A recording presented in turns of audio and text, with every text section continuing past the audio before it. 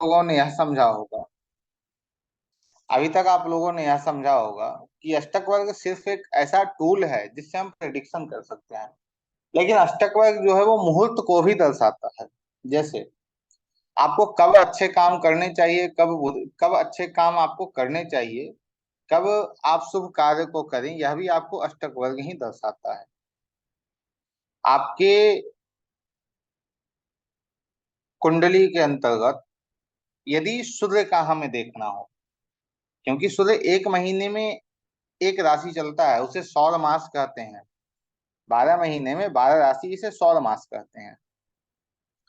तो सौर मास के अंतर्गत जिस राशि में आपको अंक नहीं मिले हैं, जैसे मान लीजिए किसी कुंडली के अंतर्गत पांचवी राशि में सूर्य अष्टक में, जो सूर्य का अभिनाष्टक है उसकी बात कर रहे हैं हम, इसमें भाव को नहीं लेते हैं, भाव पे ज्यादा फोकस नहीं करना है, इससे भी ध्यान में रखिएगा। क्योंकि होगा क्या,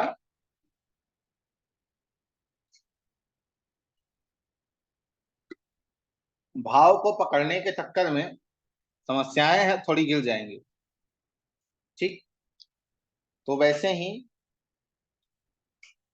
यदि किसी राशि में सूर्याष्टक वर्ग में, जिसे सूर्य भिनाष्टक भी हम कहते हैं, उसमें यदि पांचवी राशि के अंतर्गत हमें 0 अंक मिल रहे हैं, कोई भी अंक हमें नहीं मिल रहा है, तो उस अंक के अंतर्गत उस अंक के अंतर्गत हम कोई भी काम नहीं करेंगे। अर्थात कोई भी शुभ काम, जैसे विवाह है, उपनयन संस्कार है, कोई भी अच्छे काम, गृह प्रवेश है, हम किसी भी काम को नहीं करेंगे। जैसे पांचवी राशि में हमें अच्छे अंक नहीं मिले, पांचवी राशि में हमें 0 मिल रहे हैं, तो जब सूर्य पांचवी राशि में होगा, या तो सबको पता है कि मकर में सूर्य कब आते हैं, 14 जनवरी को सूर्य, 14 या से 16 जनवरी के बीच सूर्य मकर राशि में आते हैं। तो किसी भी कुंडली में मकर राशि में सूर्याष्टक वर्ग या भिनाष्टक वर्ग में सूर्य को 0 अंक मिले हैं, तो 15 जनवरी से 15 फरवरी तक आप कोई शुभ काम नहीं करेंगे। यह पराशर जी का आदेश है, उन्होंने ऐसा आदेश दिया है। ठीक। उसके साथ आप चंद्रमा से वैसे ही आकलन करेंगे। चंद्रमा जिस भाव में, जिस भी राशि में अच्छे अंक चंद्रमा नहीं दे रहा है, तो उस राशि से संबंधित उस राशि से संबंधित चंद्रमा गोचर में होगा, तो उस दिन आपको कार्य को नहीं करना है। शुभ कार्य आप कर रहे हैं, जैसे बच्चे का विद्या आरंभ कराना हो, तो आपको नहीं करना है। कोई भी कार्य आपको करना है तो नहीं करना है। वैसे ही गुरु से हम विचार करते हैं। अशुभता के साथ साथ जो नक्षत्र की बात हम कर रहे थे, कि नक्षत्र जो है वो, यदि हम शुद्ध यज्ञ पिंड को 27 से गुना करें, गुना कर 27 से भाग दें, तो जो हमें नक्षत्र प्राप्त होता है उसमें कष्ट होता है। किन कारणों में कष्ट होता है उसे भी समझेंगे, और किन कारणों में कष्ट ना होकर धन की प्राप्ति होती है उसे भी समझेंगे। ठीक है।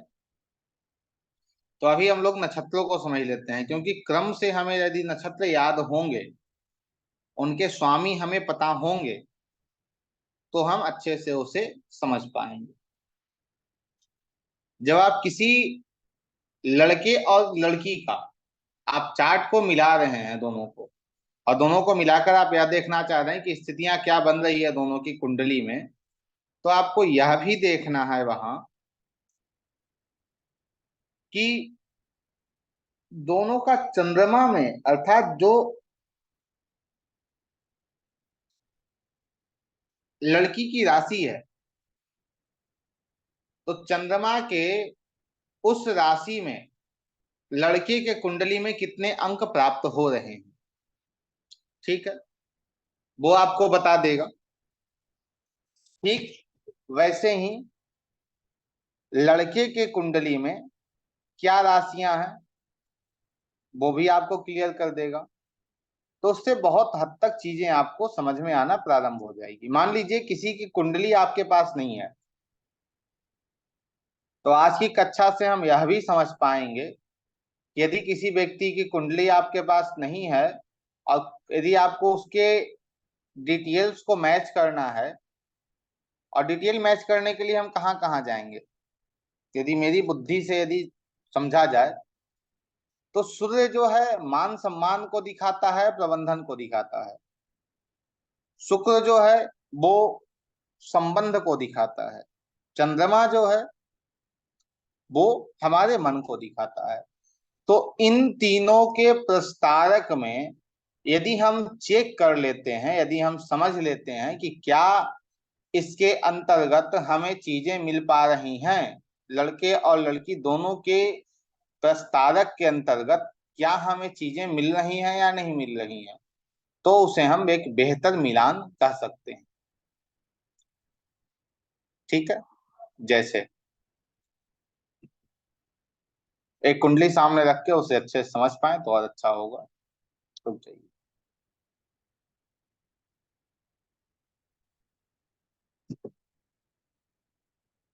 जिस कुंडली पे हम लोग अभी प्रैक्टिस कर रहे हैं उसी कुंडली पे रहेंगे।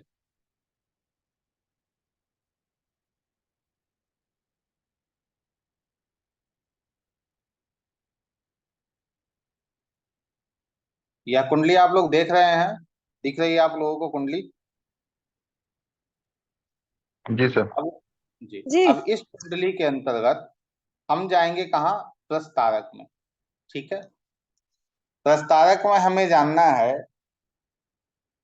लड़के का जो नामाक्षर है, लड़के का जो नाम का जो अक्षर है, नाम का अक्षर लड़के का जो है वो हमें मिल रहा है रा से, रा से मिल रहा है हमें। ठीक है, तो रा नामाक्षर कौन से राशि में आता है? तुला राशि में आता है। इस पे भी बात आपको सारी इसकी डिटेल आपको दे दी जाएगी कि कौन सा नामाक्षर किस राशि में होता है, तो उससे भी आप अच्छे से समझ पाएंगे। तो राज किसका है? तुला का है। तो हम इस व्यक्ति के तीनों सूर्य में, चंद्र में और शुक्र में जाकर देखेंगे स्थितियां क्या मिल रही हैं। तो सबसे पहले हम सूर्य में देखेंगे। सूर्य में तुला को कितने अंक मिल रहे हैं? 6 अंक मिल रहे हैं। तो प्रबंधन अर्थात चीजें ठीक रहेंगी। आत्मा का मिलन हो रहा है या नहीं हो रहा है, बताइए। 6 अंक तो सही है सर। आत्मा का मिलन या फिर हम कहें आत्मिक स्थितियां यहाँ ठीक रहेंगी। तुला को 6 अंक मिल रहे हैं। अब चंद्रमा में फिर हम जाके तुला को देखेंगे तो तुला को यहाँ 3 अंक मिल रहे हैं। मन से थोड़ी समस्याएं होंगी दोनों की, थोड़ा हम्म, मनमुटाव निरंतर हो सकता है क्योंकि चंद्रमा को अच्छे अंक नहीं मिल रहे हैं। मंगल को देखेंगे हम तो मंगल में तुला को 3 अंक मिल रहे हैं। तो यहाँ भी जो चीजें हैं वो ठीक नहीं रहेंगी, लेकिन मिला जुला असर होगा क्योंकि 3 है, आसपास है, 4 के आसपास है। यदि बौद्धिक क्षमता की दोनों की हम बात करें तो बौद्धिक क्षमता दोनों की कैसी रहेगी, अर्थात एक तरीके से हम बात करें कि यदि झगड़े हो रहे हो दोनों में और दोनों की बुद्धि अच्छी हो तो दोनों झगड़े को संभाल लेंगे। तो यहाँ बुद्ध, तुला में बुद्ध को कितने अंक, बुद्ध को तुला के अंतर्गत कितने? 6 अंक मिले हैं। तो बौद्धिक क्षमता जो है लड़के की, लड़की के कुंडली के अंतर्गत बेहतर है, ठीक है। अर्थात जब आप किसी कुंडली को देख रहे हो, आपके सामने कोई व्यक्ति बैठा हो और वह आपके सामने लेकर आया हो कि भाई लड़की का तो डेट ऑफ बर्थ है मेरे पास है, लड़के का नहीं है, और आप मुझे देखकर बताइए कि लड़के का यह नाम है और इसे मैं कैसे समझ पाऊं कि यह लड़का मेरी लड़की के लिए परफेक्ट है।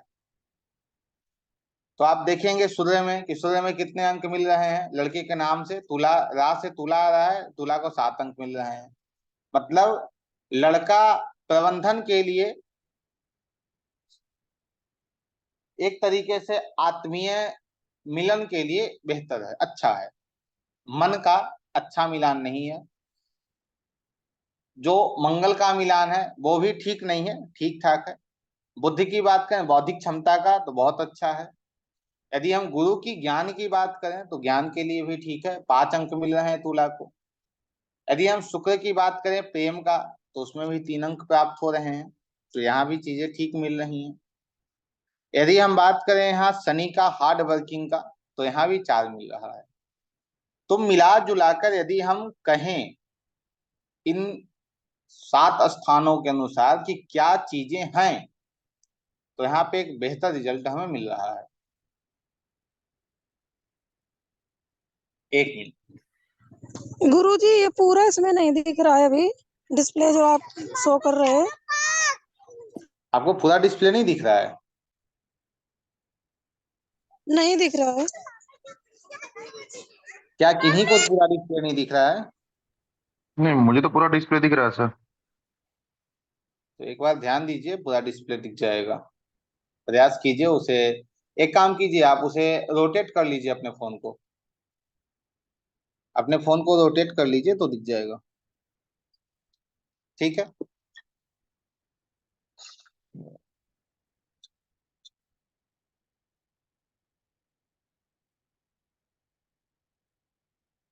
यदि हम 12, यदि सब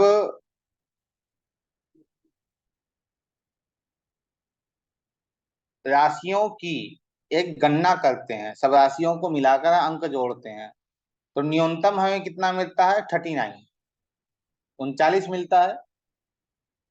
तो इन सभी राशियों के अंदर यदि हमें 39 अंक भी प्राप्त हो रहे हैं, तो हम यहाँ कहेंगे कि हाँ भाई, यह जो विवाह है वो ठीक ठाक चलेगा, कोई ज्यादा समस्या इसमें नहीं होगी। तो इसमें कितना अंक हमें मिल गए? 6 मिल गया। 6 3 9, 9 3 12, 12 और 6 18, 18 और 5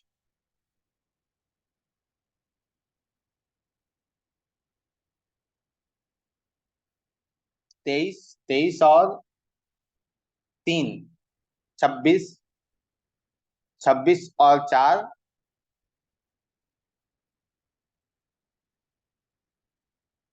30, 30 अंक हमें मिल रहे हैं। और लग्न का देखेंगे तो लग्न में हमें 5 अंक, 35 अंक मिल रहे हैं। अर्थात जो विवाह है वो ठीक ठाक रहेगा, ज्यादा कोई समस्या नहीं होगी। यदि वो डाउन जा रहा है, 30 से भी नीचे जा रहा है, तो समस्यादायक है। एवरेज कम से कम 4 3 के आसपास होना चाहिए। यदि 2 आ जाए, 1 आ जाए, तो समझ लीजिए वो समस्यादायक है, क्योंकि कोई भी ग्रह अंक उसे नहीं दे रहा है। तो आइए समझते हैं पहले हम नक्षत्रों को। पहला जो नक्षत्र है, क्रम से इसे लिख लीजिएगा। पहला जो नक्षत्र है वह अश्विनी है। अभी नक्षत्रों को पूर्णतः हम व्याख्या नहीं करेंगे, क्योंकि नक्षत्र के क्या दिशा है, नक्षत्र क्या क्या गुण है, नक्षत्र से हम क्या क्या प्रेडिक्ट कर सकते हैं, उस पर नहीं।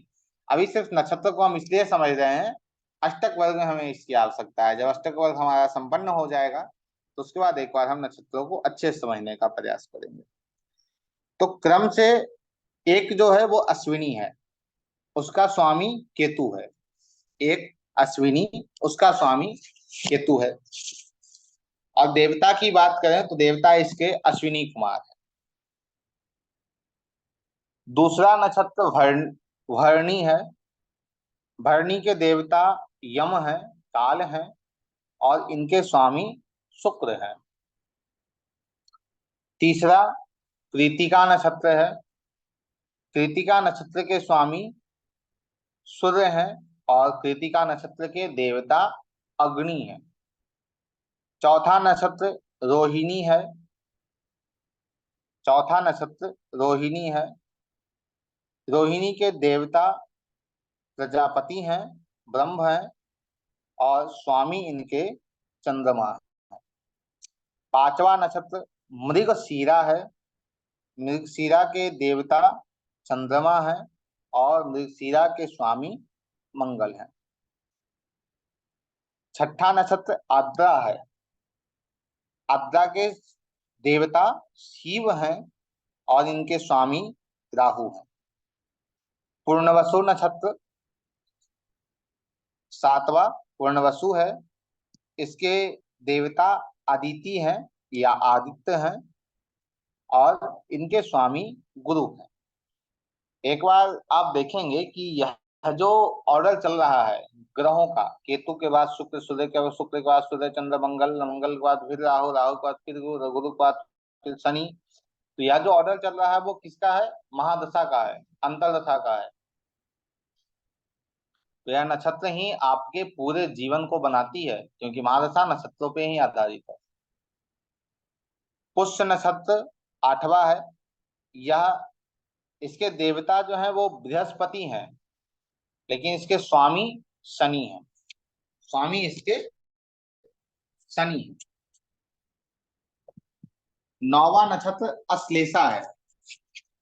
9वां नक्षत्र अश्लेषा है। अश्लेषा के देवता सर्प हैं और अश्लेषा के स्वामी बुध हैं। 10वां नक्षत्र मघा है। मघा के देवता पीतर हैं और मघा के स्वामी केतु हैं।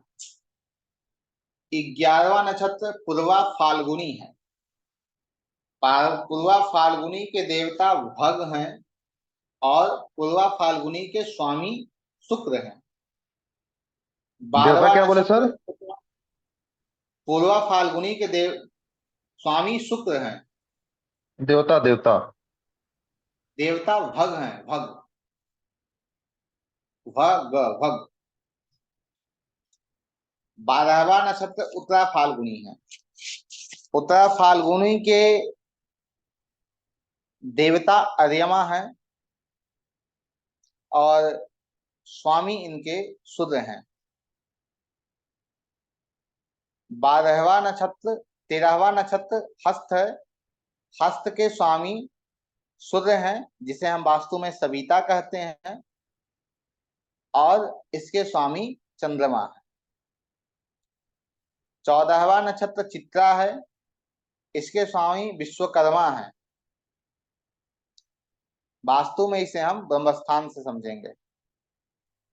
यह, इसके स्वामी मंगल हैं। देवता विश्वकर्मा या त्वष्टा कह सकते हैं। 15वां नक्षत्र स्वाति है। स्वाति के देवता पवन है, मरुत जिन्हें हम कहते हैं, और स्वामी राहु हैं। 16वां नक्षत्र विशाखा है, जिनके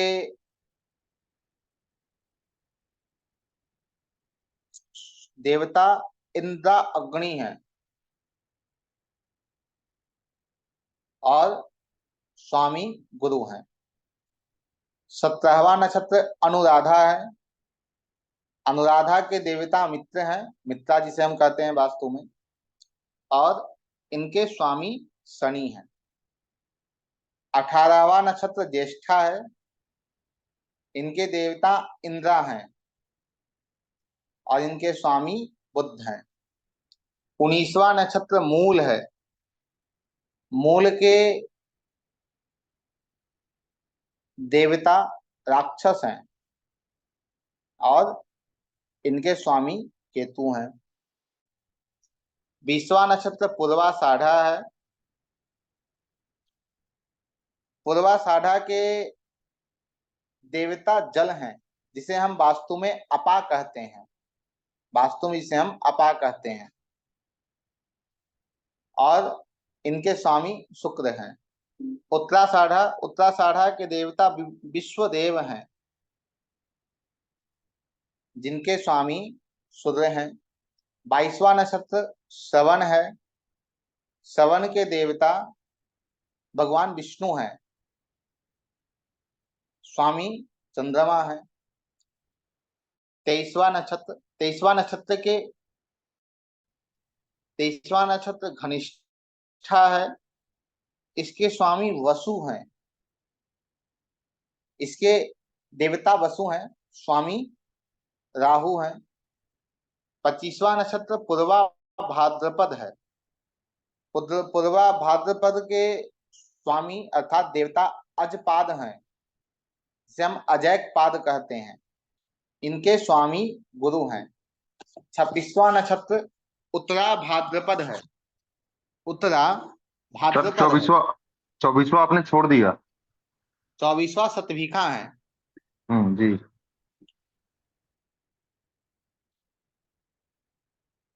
उनके शतभिखा के देवता वरुण हैं और स्वामी राहु हैं। 25वां नक्षत्र पूर्वा भाद्रपद है, जिसके देवता अजैकपाद हैं और स्वामी गुरु हैं। 26वां नक्षत्र उत्तरा भाद्रपद है। उत्तरा भाद्रपद के स्वामी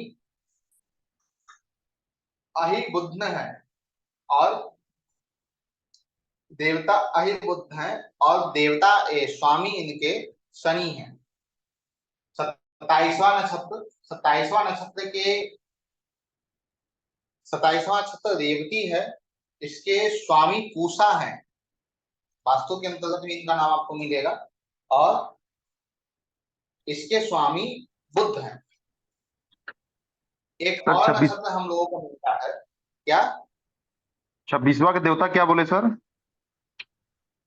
अहिबुध। अहिबुध। हाँ, अहिबुध।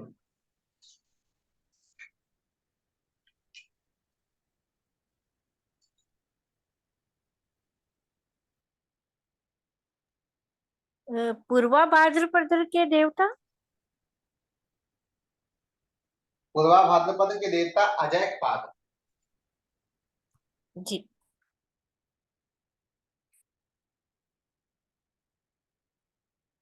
एक और नक्षत्र होता है जो उत्तराषाढ़ा से नीचे और श्रवण से ठीक ऊपर, जिसे हम लोग अभिजीत से जानते हैं। ठीक है, अभिजीत से जानते हैं। तो टोटल 28 नक्षत्र होते हैं, लेकिन हमें अष्टक वर्ग के अनुसार 27 नक्षत्र की ही आवश्यकता है। तो अभी हम 27 नक्षत्र के बारे में ही समझेंगे। जब नक्षत्रों पे पूर्णतः हम बात करेंगे तो हम इस नक्षत्र के बारे में समझेंगे। तो अष्टक वर्ग कहता है कि यदि 27 से भाग देने पर यदि हमें 22 मिल रहा हो, ठीक है, यदि हमें 22 मिल रहा हो तो 22वां और 22वें से ठीक 9वां, जहां 22 मिला 22वें ठीक 9वां और 22वें से पीछे 9वां, तो 22वें से ठीक आगे 9वां की हम बात करें तो आगे से 22वें ठीक आगे 9वां हमें कौन सा मिलेगा? रोहिणी मिलेगा। 22वां नक्षत्र कौन सा हो गया? 22वां नक्षत्र श्रवण हो गया। श्रवण से ठीक 9 नक्षत्र आगे हम जाएंगे तो वो कौन सा हो जाएगा? रोहिणी हो जाएगा। और फिर रोहिणी से फिर हम 9 नक्षत्र आगे जाएंगे तो हमें मिल जाएगा हस्त। ये त्रिकोण के नक्षत्र हो गए, इसे हम क्या कहते हैं? त्रिकोण। 9 के कोण बन गए तो ये त्रिकोण में आ गए, तो इन्हें त्रिकोण का नक्षत्र कहते हैं। तो त्रिकोण के नक्षत्र में जैसे अब ये त्रिकोण के जो नक्षत्र हुए श्रवण, रोहिणी और हस्त, 9 नक्षत्र की दूरी पे ये तीनों नक्षत्र के एक स्वामी है। वो कौन है? चंद्रमा है। चंद्रमा। ठीक है, तो यदि मान लीजिए किसी भी एक नक्षत्र आपको मिला है कि यह नक्षत्र जो है वो अरिष्ट कारक है, माता के लिए, पिता के लिए, या फिर यह अच्छा है, तो उस नक्षत्र के साथ साथ उसके साथ दो और नक्षत्र जो उसके त्रिकोण में हमें मिलेंगे, वह नक्षत्र भी आपके लिए शुभ कारक या फिर अरिष्ट कारक होगा। ठीक है, तो इसे सरलता से समझने के लिए जैसे सूर्य के नक्षत्र, यदि दूसरा नक्षत्र कौन सा है? दूसरा, यदि हम कृतिका। तीसरे नक्षत्र की बात करें तो तीसरा कौन सा नक्षत्र है? कृतिका है। तीसरे से 9वां नक्षत्र कौन सा है? पूर्व उत्तरा भाद्रपद। फाल्गुनी। उत्तरा फाल्गुनी। उत्तरा फाल्गुनी से 9वां नक्षत्र कौन सा है? तरसाड़ा। उत्तराषाढ़ा। तो ये तीन नक्षत्र किसके हो गए? सूर्य के हो गए। कृतिका, उत्तरा फाल्गुनी, उत्तराषाढ़ा। फिर चंद्रमा के नक्षत्र कौन कौन से हैं? रोहिणी, हस्त और और श्रवण। श्रवण। श्रवण। पांचवा नक्षत्र मृगशिरा है। तो मृगशिरा से, मृगशिरा का यदि आप त्रिकोण बनाएंगे तो मृगशिरा से 9वां नक्षत्र कौन सा हो जाएगा? चित्रा। चित्रा से 9वां हो जाएगा घनिष्ठा। घनिष्ठा। तो मंगल के नक्षत्र कौन कौन से होंगे? मृगशिरा, चित्रा और घनिष्ठा। बुध के नक्षत्र हैं अश्लेषा, ज्येष्ठा और और रेवती। रेवती। अश्लेषा, ज्येष्ठा ज्येष्ठा और और रेवती। रेवती।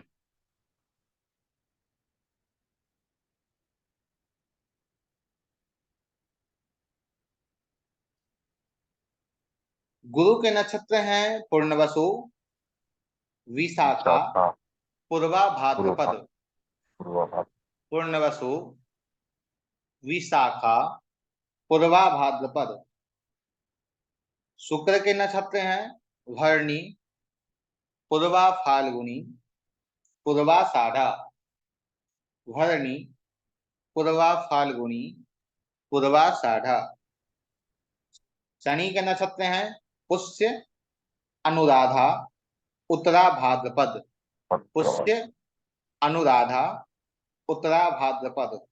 राहु के नक्षत्र हैं आद्रा, स्वाति, शतभिखा। आद्रा, स्वाति, शतभिखा। केतु के नक्षत्र हैं अश्विनी, मघा और मूल।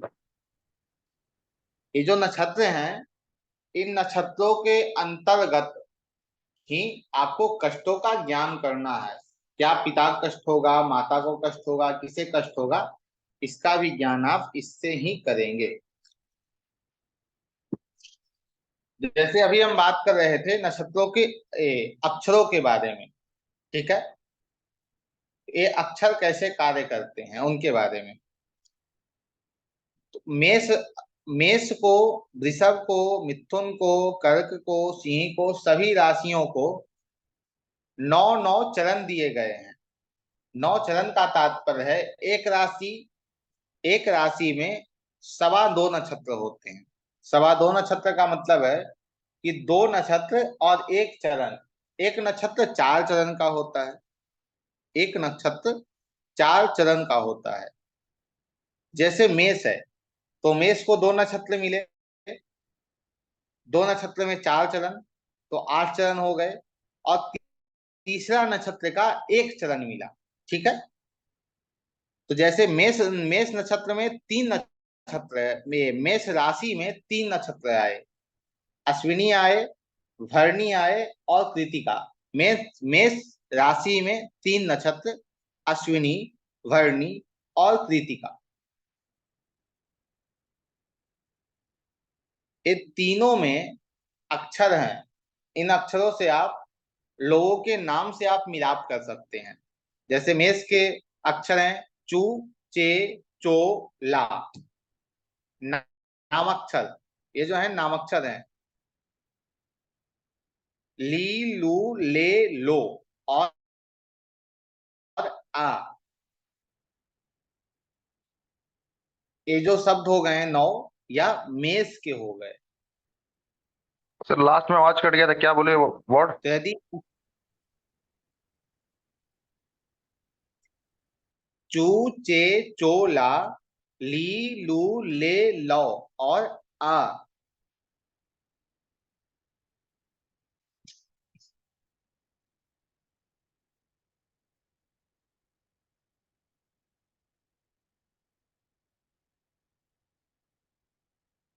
ठीक है, जी सर। ये मेष के अक्षर हो गए। मेष में कितने नक्षत्र हैं? 3 हैं, अश्विनी, भरणी और कृतिका। अश्विनी के 4, भरणी के 4 और कृतिका के 1। तो जब वृषभ शुरू होगा तो वृषभ में भी कितने नक्षत्र हमें मिलेंगे? 3 मिलेंगे। लेकिन इसमें कृतिका के हमें 3 चरण मिलेंगे। देखिए, ग्रह जो हैं वो कैसे कार्यरत होते हैं। जब ग्रह आपके कुंडली में मेष राशि में बैठा हो और 13.20 डिग्री में हो तो अश्विनी में है, 13.20 से 26.40 डिग्री में हो तो भरणी में है, और 26.40 से 30 डिग्री तक हो तो वो कृतिका में है। वृषभ में कोई ग्रह आपका बैठा हो तो यदि वो 0 डिग्री से 10 डिग्री तक हो तो वह कृतिका में है। 10 डिग्री से 23.20 तक हो तो वो रोहिणी में है। और यदि वो 23.20 से 30 डिग्री तक हो तो वो मृगशीरा में है। आप इससे भी आप सीधा बहुत अच्छे से प्रेडिक्शन निकाल सकते हैं नक्षत्रों से कि किस नक्षत्र में आपका ग्रह है, उसके क्या फल होंगे। तो उस पर तो आगे आगे जो कक्षा रहेगी नक्षत्र पे उस पर बात करेंगे। अभी थोड़ा इसे समझ लेते हैं। तो वृषभ में कृतिका, रोहिणी और मृगशीरा।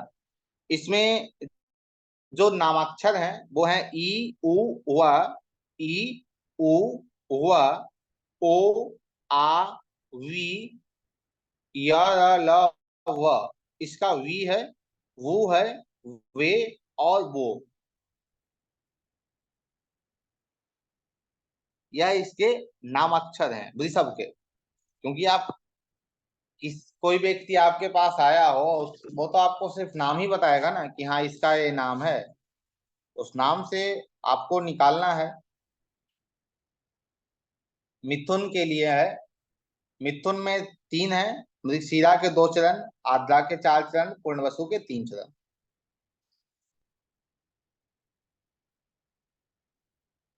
मिथुन में क, की, कु, घ, अड़, छ, के, को, ह, के, को, ह। कर्क में पूर्णवसु हैं, पुष्य हैं और श्लेषा हैं। इसमें पूर्णवसु एक चरण, पुष्य के 4 चरण, अश्लेषा के 4 चरण। ही, हु, हे, हो, डा, डी, डू, डे, डो।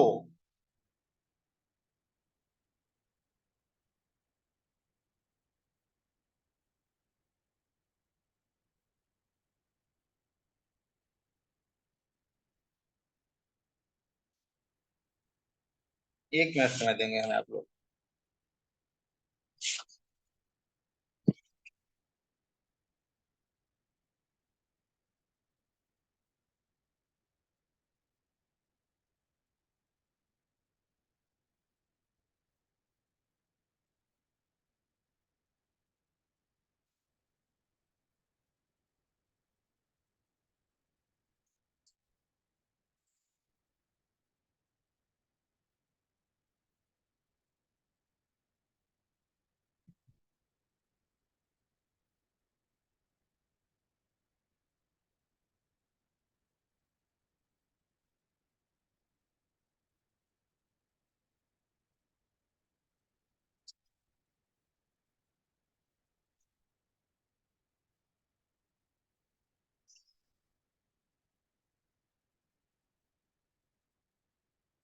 जी, आगे बात करते हैं। मिथुन हो गया, कर्क हो गया, सिंह के बारे में।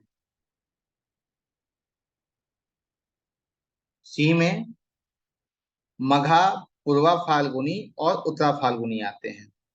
इसमें नामाक्षर है मा, मी, मे, मो, मा, मी, मे, मो, टा, टी, टू, थे, टा, टी, टू, थे। सिंह के बाद अब कन्या में। कन्या में भी 3 नक्षत्र मिलते हैं, उत्तरा फाल्गुनी, हस्त और चित्रा। उत्तरा फाल्गुनी, हस्त और चित्रा। इसमें है टो, पा, पी, पू, सा, ना, ठ, पे, को। कन्या के नाम नक्षत्र हैं अर्थात नामाक्षर हैं। इस शुरू होने वाले अक्षरों से जिस व्यक्ति का नाम होगा उसकी कौन सी राशि हो जाएगी? कन्या राशि हो जाएगी। तुला में भी 3 नक्षत्र मिलते हैं, चित्रा, स्वाति और विशाखा।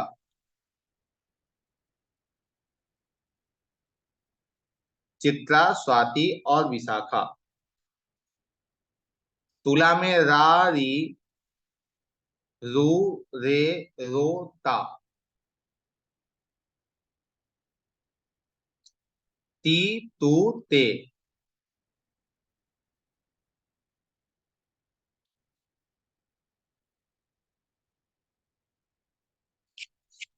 वृश्चिक, वृश्चिक में भी 3 नक्षत्र हैं।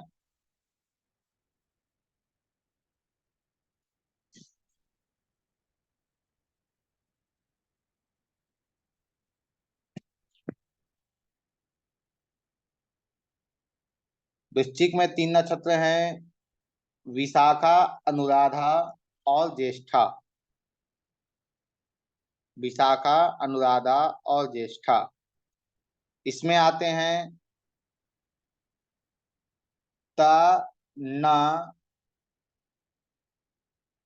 तो, न, नी, नू, ने,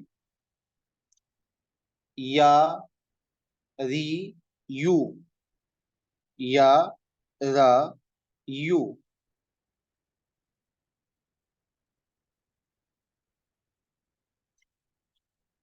धनु, धनु में 3 नक्षत्र, मूल, पूर्वाषाढ़ा और उत्तराषाढ़ा। इसमें आते हैं जो नामाक्षर है वह पे, पो, भ, भी, भू, ध, फ, ढ, भ। यह नामाक्षर धनु के हैं। धनु के बाद हम बात करते हैं मकर में। मकर में 3 है, वो हैं उत्तराषाढ़ा, श्रवण और घनिष्ठा। उत्तराषाढ़ा, श्रवण और घनिष्ठा।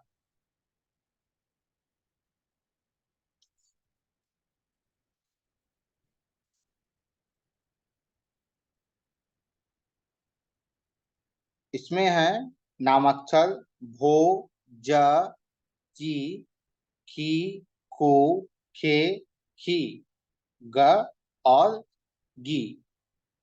यह नामाक्षर मकर के हैं। मकर के बाद आगे बढ़ते हैं कुंभ की ओर। कुंभ में घनिष्ठा, शतभिखा और पूर्वा भाद्रपद, ये 3 नक्षत्र होते हैं।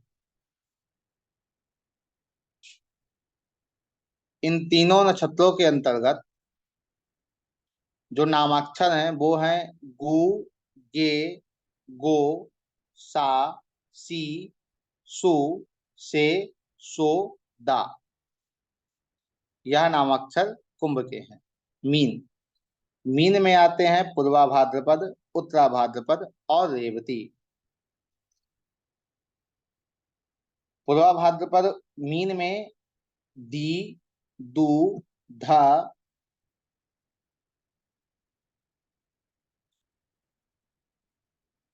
झ, त्र, दे, दो, चा, ची।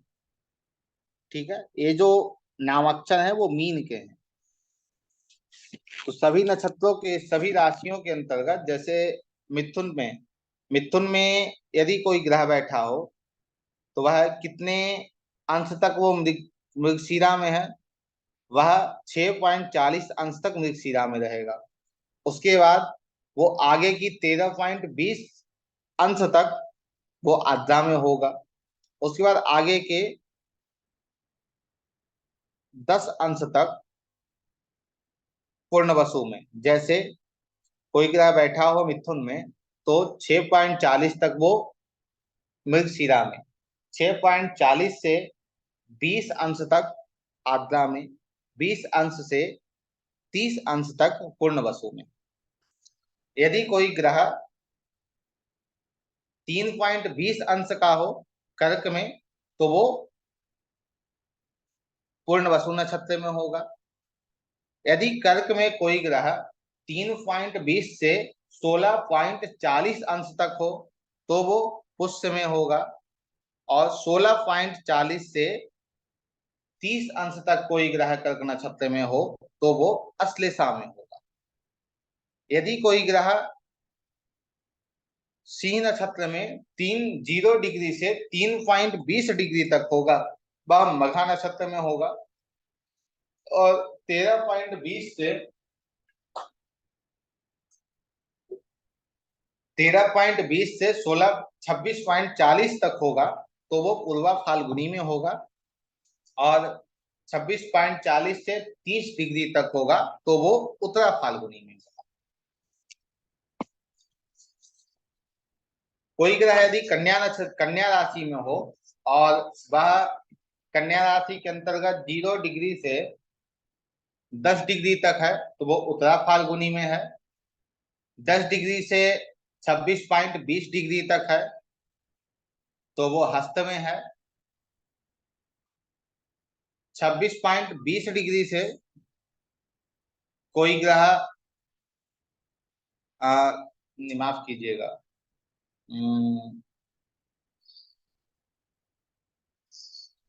23.20 से कोई ग्रह 30 डिग्री तक है तो वो चित्रा में होगा। यदि कोई ग्रह तुला में 6.20 डिग्री तक हो तो वो चित्रा में है। 6.20 से 20 डिग्री तक हो तो वो स्वाति में है, और 20 से 30 डिग्री तक हो तो वो विशाखा में है। यदि कोई ग्रह वृश्चिक में है तो वृश्चिक में वो यदि 3.20 डिग्री तक में है तो वह विशाखा में होगा। 3.20 से 16.40 तक है तो वो अनुराधा में होगा। 16.40 से 30 डिग्री तक है तो वो ज्येष्ठा में होगा। यदि कोई ग्रह धनु में है, धनु में 0 से 13.20 तक वो मूल में होगा। यदि 13.20 से 26.40 तक होगा तो वो पूर्वाषाढ़ा में होगा, और 26.40 से 30 तक होगा तो उत्तराषाढ़ा में। यदि कोई ग्रह मकर में है और मकर में 0 से 10 डिग्री के अंदर है तो उत्तराषाढ़ा में है। 10 से 23-20 के अंदर है तो वो श्रवण में है, और 23-20 से आपका 30 डिग्री तक है तो वो घनिष्ठा में है। यदि कोई ग्रह कुंभ में है, वो 6.40 तक है तो वो घनिष्ठा में है। 6.40 से 20 डिग्री तक है तो वो शतभिका में है। 20 से 30 डिग्री तक है तो वो पूर्वा भाद्रपद में है। यदि कोई मीन में है और उसकी डिग्री 0 से 3.20 के बीच में है तो वो पूर्वा भाद्रपद में है। यदि कोई ग्रह आपको मिल रहा हो 3.20 से 16.40 तक में तो वो उत्तरा भाद्रपद में है। और उत्तरा भाद्रपद के बाद यदि कोई ग्रह 16.40 से आपको 26-30 डिग्री तक मिल रहा हो तो वो रेवती नक्षत्र के अंतर्गत प्रवेश में होगा, रेवती नक्षत्र में होगा। तो इससे हम अष्टक वर्ग में और भिन्नाष्टक में समझेंगे। एक उदाहरण में जैसे हमने शनि से, जैसे हमने समझा था पिता के बारे में, जो शुद्ध पिंड है, शुद्ध पिंड को गुना करके उसके बाद 27 से भाग देने के बाद जो हमें प्राप्त होगा, हमें कौन सा राशि पे कौन सा नक्षत्र हमें प्राप्त हुआ था कल, आप लोगों को स्मरण है, ध्यान में है? कौन सा नक्षत्र हम लोगों को मिला था?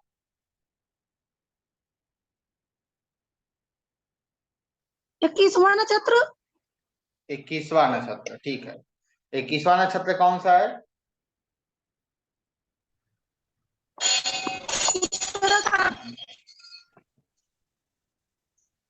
बताइए। उत्तराषाढ़ा। उत्तराषाढ़ा। पूर्वाषाढ़ा। उत्तराषाढ़ा के स्वामी कौन है? सूर्य। सूर्य है। सूर्य। तो सूर्य के नक्षत्रों में यहाँ तक तो आप लोगों ने सबने समझ लिया कि यहाँ तक चीजें मिल रहेंगी। यहाँ के बाद जो पिन है वो यही है। यदि इन नक्षत्रों में शनि आएगा, जब जब शनि आएगा तो पिता को कष्ट होंगे। लेकिन यहाँ पे कॉन्सेप्ट है वो थोड़ा अलग है। जैसे अभी तक हमने समझा भिन्नाष्टक को बनाने के लिए, ठीक है, ये जो आप लोग देख रहे हैं यह प्रस्तावक है। भिन्नाष्टक कैसे बनाएंगे आप लोग वो पता है, लेकिन हमें जानना हो पिता के बारे में, तो इस कुंडली में सूर्य कहाँ बैठा है बताइए।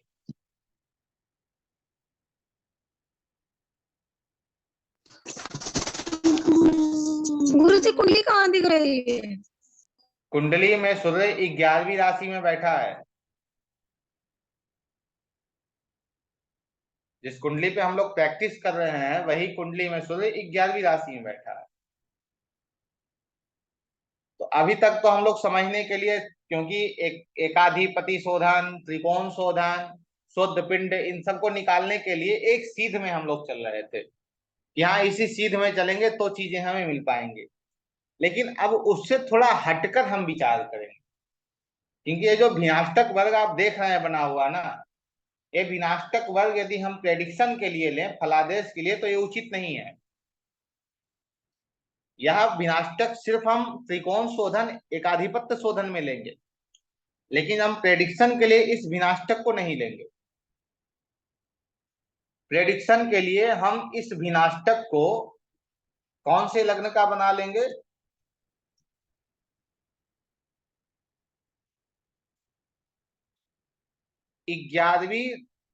11वां कहाँ हो जाएगा? लग्न में हो जाएगा। समझ रहे हैं? जहां सूर्य बैठा है उस राशि को हम लग्न में ले आएंगे, तो हम एक्यूरेट प्रेडिक्शन तक पहुंच सकते हैं।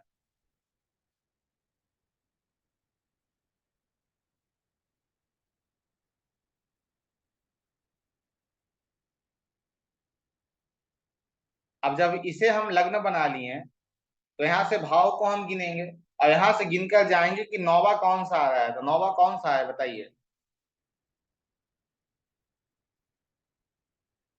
यहाँ आपकी सारी की सारी प्रेडिक्शन चेंज हो जाएगी। नौवा जो 7वीं राशि है। 7वीं राशि में अंक कितने हैं? 6। अब 6 को हम शुद्ध सूर्य का जो हमें शुद्ध पिंड प्राप्त हुआ था उससे गुना करेंगे। गुना कीजिए। 1 मिनट से। शुद्ध पिंड सूर्य का कितना था? 181, 181। हाँ 181।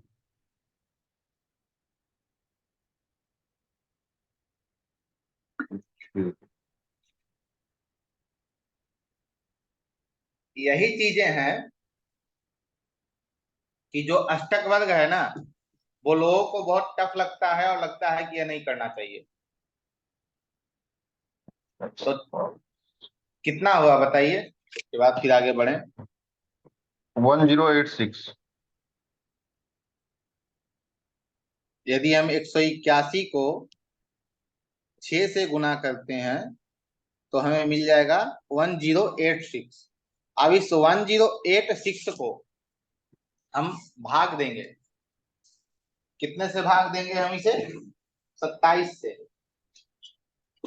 यहाँ भी दो रूल आपको मिलेगा, एक 27 से मिलेगा, एक और दूसरा अंक मिलेगा। लेकिन 1086 को हम 27 से भाग देंगे, तो 27 से भाग देने पे कितना है मिलेगा बताइए। 27 को 4,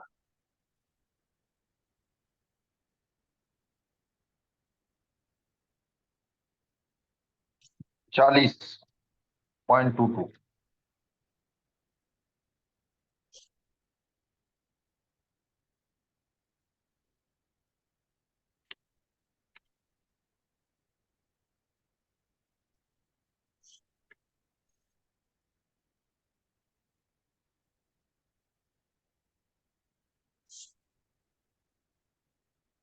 तो हमें इसे भाग देंगे तो कितना?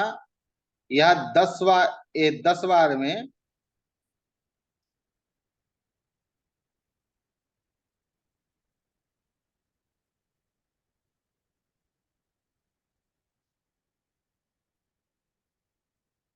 एक मिनट, एक बार इसे कंफर्म कर लेते हैं कि कैलकुलेटर के अनुसार क्या मिल रहा है, ऐसे हमें क्या मिल रहा है। 4 बार में 108 कट गया, ऊपर से उधर गया 6। 40.2 ऐसे आ जाएगा 10.6, ठीक है। तो 40 तो एक कौन सा नक्षत्र हो जाएगा 40.2 में? 40.2 में सर इसमें कैसे फिर से नक्षत्र को उल्टा करेंगे या फिर आगे जोड़ेंगे? 27वां नक्षत्र कौन सा है? 27वां नक्षत्र है रेवती। फिर हम रेवती से आगे 28वां में कहाँ चले जाएंगे? हम अश्विनी में चले जाएंगे। अश्विनी।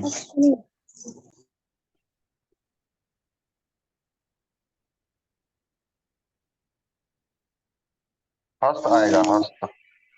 हस्त आएगा। हस्त, श्रवण और एक और नक्षत्र कौन सा है? रोहिणी। ये 3 नक्षत्रों में जब शनि गोचर में जाएगा तो इस जातक के पिता को कष्ट होगा। इन 3 नक्षत्रों में जब शनि जाएगा तो इस जातक के पिता को अत्यधिक कष्ट होगा। यदि जातक के पिता के कुंडली में यदि वैसे योग बन रहे हों तो जातक के पिता की मृत्यु भी हो सकती है। इसे भी ध्यान रखिएगा।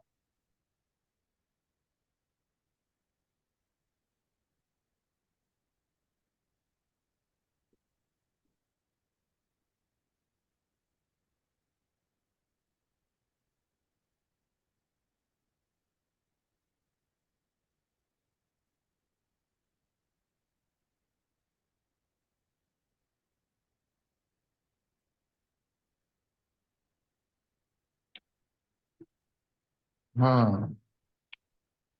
ठीक है, तो ऐसे इसका हम गणना करेंगे।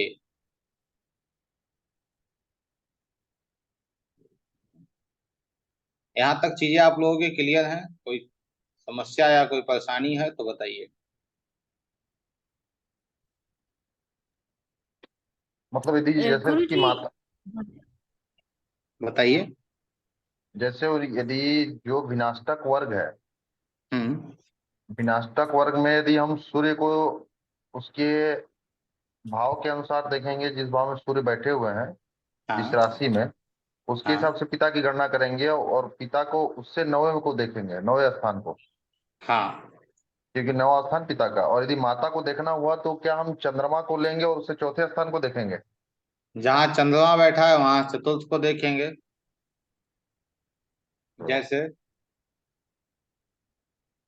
ये विनाष्टक वर्ग हो गया, चंद्रमा यहाँ आ गया, तो चंद्रमा इस राशि में, इस कुंडली में चंद्रमा कहाँ बैठा है?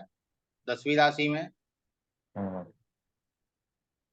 10वीं 10वीं से राशि चौथे, से चौथी चौथे को चले लेंगे। जाइए। 1 2 3 4 मतलब 3 अंक। 3 अंक, 3 को चंद्रमा का जो शुद्ध पिंड आया उससे गुना कीजिए। चंद्रमा का कितना था? 2 3 चंद्रमा,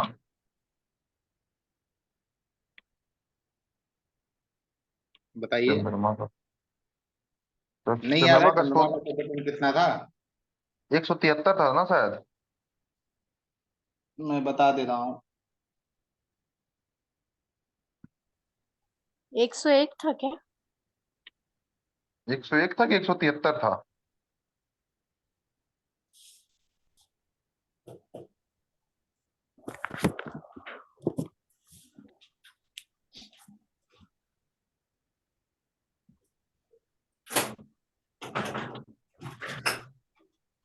चंद्र का शुद्ध पिंड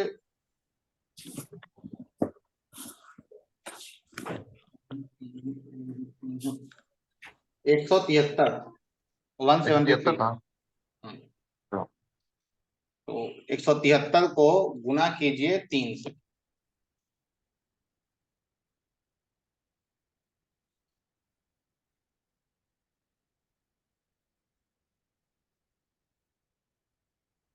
819। 819। अब 819 को आप भाग दीजिए 27 से 30.3 मतलब कौन सा नक्षत्र? 31वां नक्षत्र। 30 नक्षत्र पार हो गया, 31वां नक्षत्र चल रहा है। तो 31वां नक्षत्र अश्विनी हो गया। तो अश्विनी, 31वां मघा नक्षत्र। और नहीं, माफ कीजिए, 31वां नक्षत्र ना, 31वां रोहिणी। नक्षत्र रोहिणी। हाँ, रोहिणी। हाँ। रोहिणी, हस्त और श्रवण, फिर चंद्रमा आ गया। तो इन नक्षत्रों में जातक की माता को कष्ट होंगे। इसे सरल तरीके से यदि समझें तो अभी आपको कितना मिला था हमें 1086 पिता का। तो 1086 को आप भाग दे दीजिए 12 से, कितना हो गया? 1086 को हाँ, 1086 भागा 12।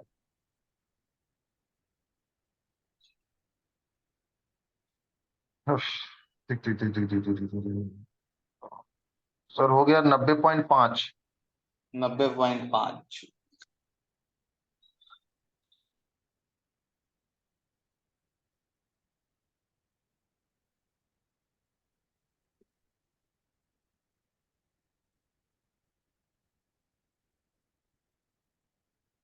सात क्लियर हो गया।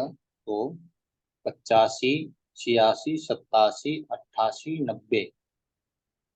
85, 86, 87, 88, 89, 90। पांचवी, छठी राशि। अभी को 90.5 आया तो छठी राशि में आया। अर्थात हम इसे जैसे 27 ग्रहों से, 27 नक्षत्रों से गुना कर रहे थे, भाग दे रहे थे, वैसे ही इसे हम 12 राशियों से भाग दिए। ठीक है। तो 12 राशियों में ये 12 कौन सी राशि आई? ये छठी राशि आई। अब छठी राशि कैसे आई? तो 12 को आप 7 से देंगे तो 84। तो 84 बार में, 84 में तो 7 बार 12 निकल गया। 7वीं राशि आएगी ना सर? हाँ, 7वीं आएगी। 84 निकल गया तो 7वीं राशि आएगी। 6, हाँ, 85, 86, 87, 88, 89, 90। हाँ, 7वीं आ जाएगी।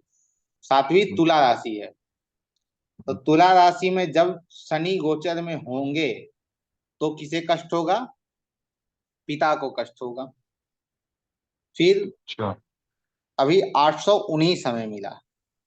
तो 819 को भाग देंगे 12 से तो हमें कितना मिल गया? 68.25।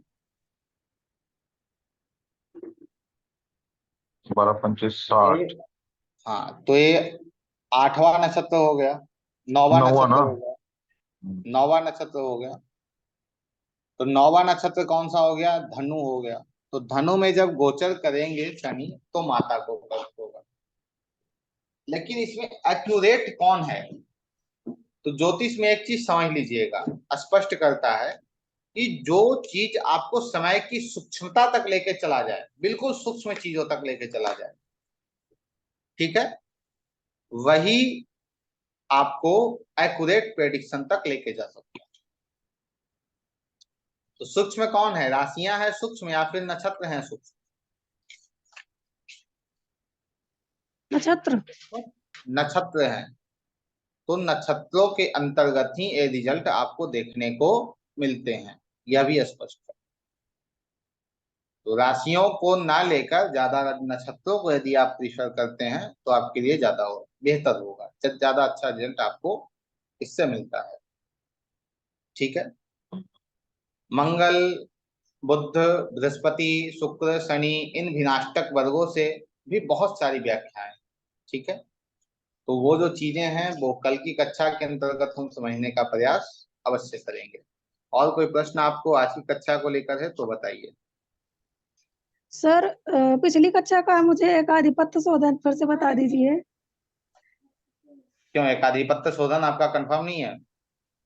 नहीं सर, मैं कर रही थी तो उसमें वीडियो में जैसे स्टार्टिंग से उसमें नहीं था थोड़ा सा, तो मुझे नहीं समझ में आया। और एक चीज सर और थी जो वो उसमें जो 11वें भाव को ले रहे थे, तो वो चीज भी एक बार बता दीजिए।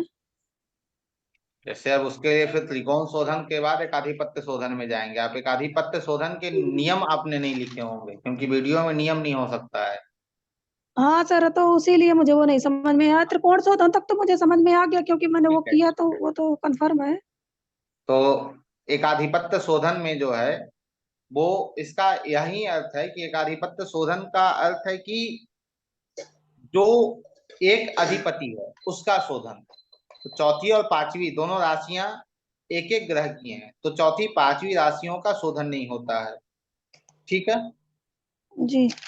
अर्थात आपकी कुंडली में जो आपने त्रिकोण शोधन किया, उसके बाद जब आप चौथी पांचवी राशि में जो भी अंक होंगे उसको आप वैसे ही छोड़ देंगे, आप उसका शोधन नहीं करेंगे। ठीक है, उसके बाद आगे बढ़िए। तो दूसरा रूल यह कहता है, एक ही ग्रह की दोनों राशियों में एक ही ग्रह की दोनों राशियों में ग्रह हो तो उसका शोधन नहीं हो।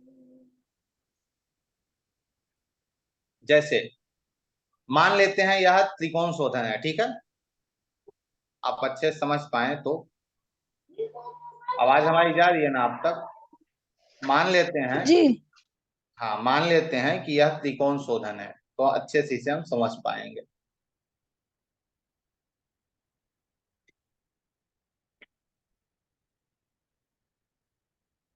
ये नीचे आपको सभी ग्रह दिख रहे होंगे। अभी तो सर कुछ नहीं दिख रहा है।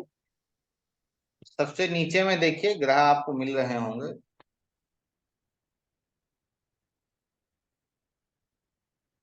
या फिर रुक जाइए, हम यहाँ, ठीक है सर। अरे वो थोड़ा वो लगा हुआ था, इसलिए कंफ्यूजन हो गया। ठीक है कोई बात नहीं, तो आप इससे समझ जाएं। चंद्र का एक शोधन कर लें तो आप अच्छे से उसे फिर क्लियर कर पाएंगे।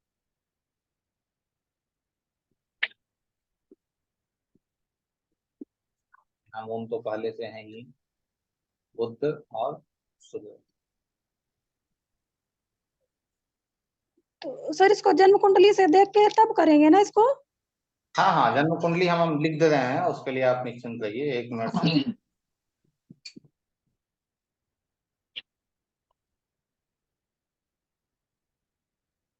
यहाँ ग्रह आपको लिखे हुए मिल रहे हैं ऊपर भी, जी। चंद्र के भी नाटक में। ठीक है, जी। अब जैसे चौथी पांचवी में जो अंक लिखा है, चौथी राशि में 5 और पांचवी राशि में 3, तो वो वैसे ही यथावत रहेंगे, वो नहीं बदले जाएंगे। ठीक है, जी। उसे आप वैसे ही एकाधिपत्य शोधन, अभी हम इसे त्रिकोण शोधन समझ रहे हैं। ठीक है, त्रिकोण शोधन किया हुआ है, उस पर हम एकाधिपत्य कर रहे हैं। ठीक है, उसके बाद एक ही ग्रह की दोनों राशियों में ग्रह हो तो शोधन नहीं होगा। जैसे जब आप देखेंगे कि मंगल की एक ही राशि में, एक मंगल के 2 राशि हैं, 1 और 8, तो एक में मंगल है और 8वीं राशि में केतु है, तो इसका शोधन नहीं होगा।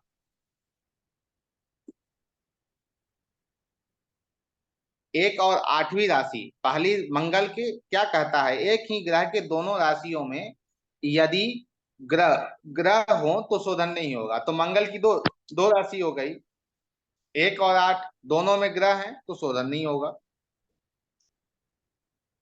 तीसरा रूल कहता है यदि दोनों राशियों में से किसी एक राशि में शून्य हो तो शोधन नहीं होगा।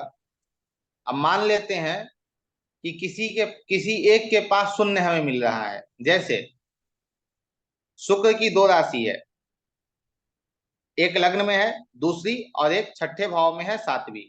तो 7वीं में जो 3 अंक लिखा है इसे हम मान लेते हैं कि ये 0 है, तो शोधन नहीं होगा। ठीक है, जहां 0 है उसके नियम आगे हम बताएंगे, लेकिन इसका शोधन नहीं होगा, हम यथावत इसे छोड़ेंगे ऐसे ही।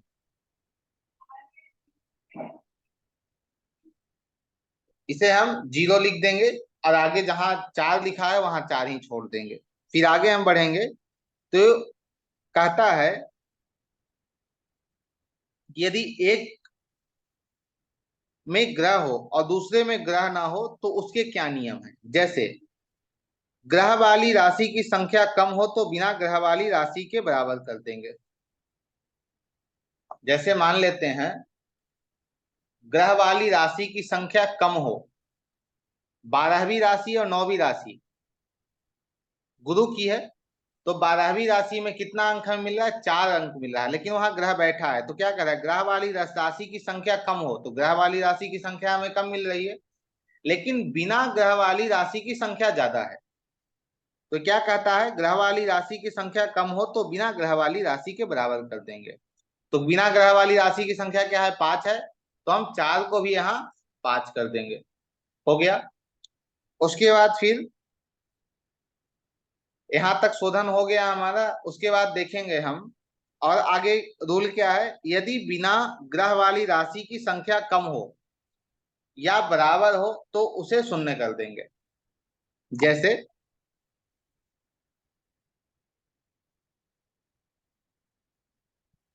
बुध की 2 राशियां हैं, 3 और 6, ठीक। तो तीसरी राशि में देखिए गुरु है और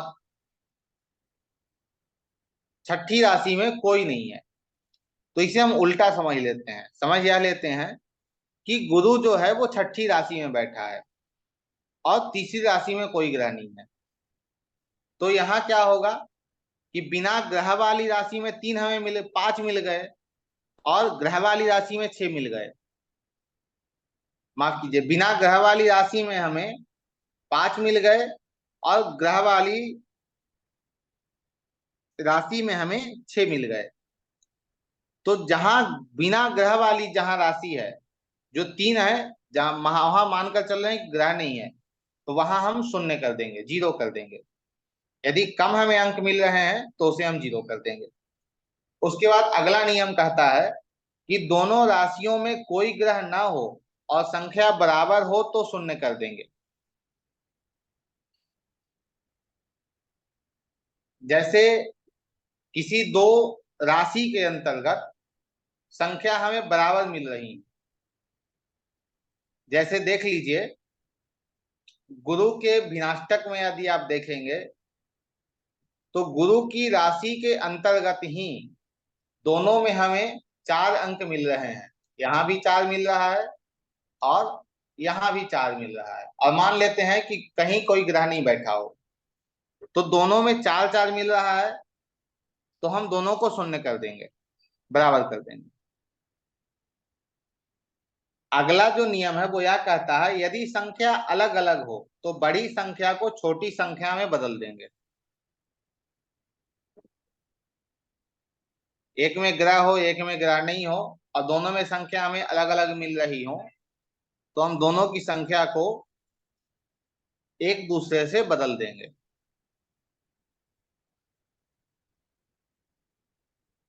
ठीक है। तो एक टोटल आपका इतना नियम हो गया।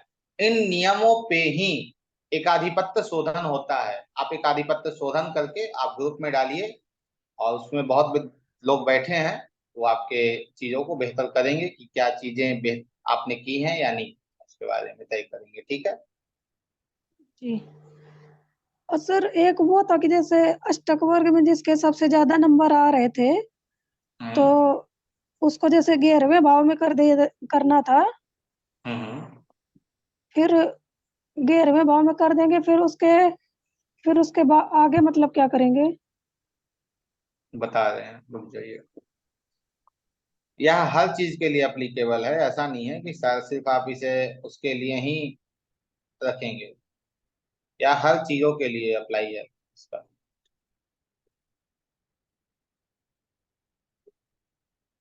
जैसे सबसे ज्यादा अंक हमें कहाँ मिल रहे हैं इस कुंडली में? देखिए सबसे ज्यादा अंक हमें कहाँ मिल रहे हैं, कौन सी राशि में 8 सबसे ज्यादा? Number, 8 8 number. नंबर। तो 8 नंबर को हम 11वें राशि में लेकर चले आएंगे। जब 8 को हम 11 में लेकर आएंगे तो यहाँ कौन सा मिल जाएगा? हमें 10 मिल जाएगा। ठीक है। तो यह व्यक्ति कौन सा कार्य करेगा? 10 मिल जाएगा, और जब 10 यहाँ आएगा तो 11 12 1, 11 12 1 2 3 4 5 6 7, कर्म स्थान में क्या मिल जाएगा? 7 मिल जाएगा। तो यदि व्यक्ति जहां जहां 10वीं राशि कहाँ है? 9वें भाव में। 7वीं राशि कहाँ है? 6ठे भाव में। तो यदि व्यक्ति धर्म से जुड़कर या कंसल्टेंसी से जुड़कर या उच्च शिक्षा से जुड़कर सेवा के कर्म करना प्रारंभ कर दे, तो ऐसे व्यक्ति को यह जो भी करेगा उससे अधिक लाभ होंगे। क्योंकि 7वीं राशि में हम कितने मिल गए, 30 मिल गए, 8वीं में 33 मिल गए, तो काम करेगा 30 लेकिन मिलेंगे इसे 33। समझ रहे हैं? जी किसी के विवाह के लिए, किसी भी चीज के लिए आप इसे एप्लीकेबल रख सकते हैं।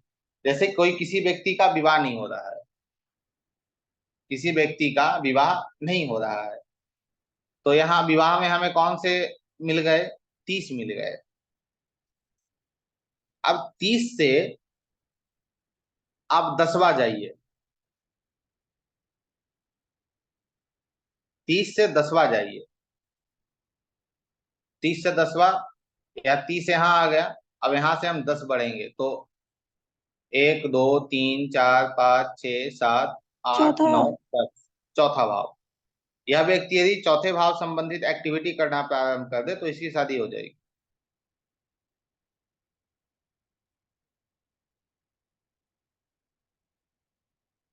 तो ये अष्टक वर्ग जो है ये बहुत छोटा शब्द है, अष्टक वर्ग, लेकिन यह वर्ग कुंडली जो षोडश वर्ग है इन सब से, और चीजों से अब बहुत ऊपर है।